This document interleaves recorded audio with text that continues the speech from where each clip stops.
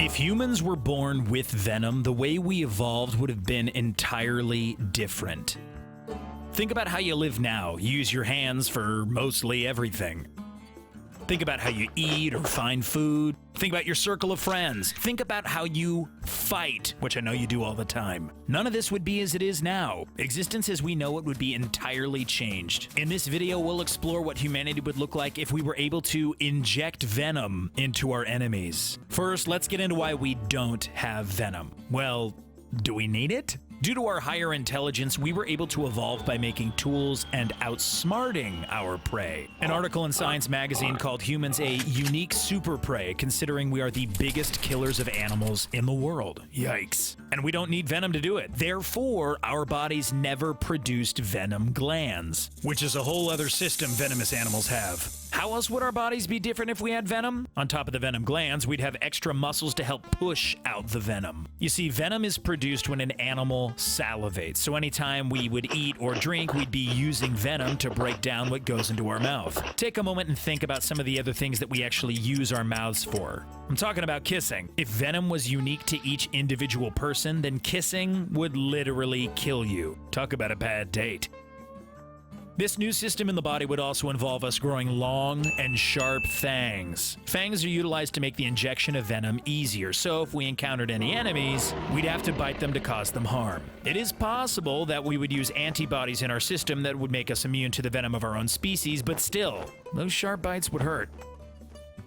The body as we know it would look different as well. If we used our teeth as our main defense system, then we wouldn't have developed our hands like we have them now. For example, it's possible we'd have smaller or no fingers at all. Our knuckles would definitely be weaker and our hands would be teeny tiny small. It wouldn't be out of the question to say our mouths would have developed differently too. Perhaps our mouths would be bigger or wider or even protrude more from the face like a snake's or alien. Speaking of evolution, it was due to our smarts and our hands that we developed tools. If we had two sharp weapons in our mouths with poison, we might not have developed weapons that would have led to further technologies. Ergo, the internet might not have existed, and you wouldn't be able to watch Brainiac. Heartbreaking. War would be quite different as well. If we weren't immune to each other's venom, it would be our main form of weaponry. New laws would have had to have been put in place about how and where we could use our venom or our teeth. Despite most venomous animals being amphibians, there is evidence of a mammal that had venom glands. The Eucambergia lived millions of years ago in what is now South Africa. Since then, it is thought that the slow loris was a venomous animal. However, evidence proved that the reactions humans were having from the bite of a loris was a type of allergic reaction, like an extreme case of sneezing from cat dander. However, there is one known mammal today that does produce venom.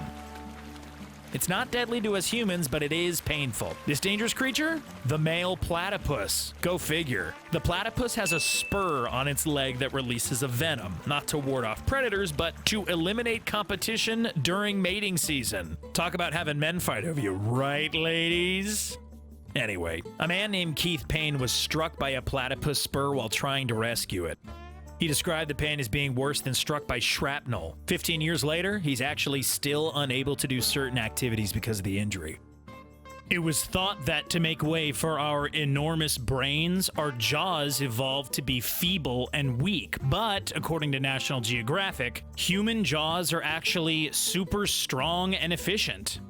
Now, add some venom into those choppers, and you're looking at some very smart, bipedal, and extremely dangerous Homo sapiens. Having this new kind of defense mechanism would have changed the evolution process from the very start. Would we have the same kinds of tools and weapons that we see today? Our guess is probably not.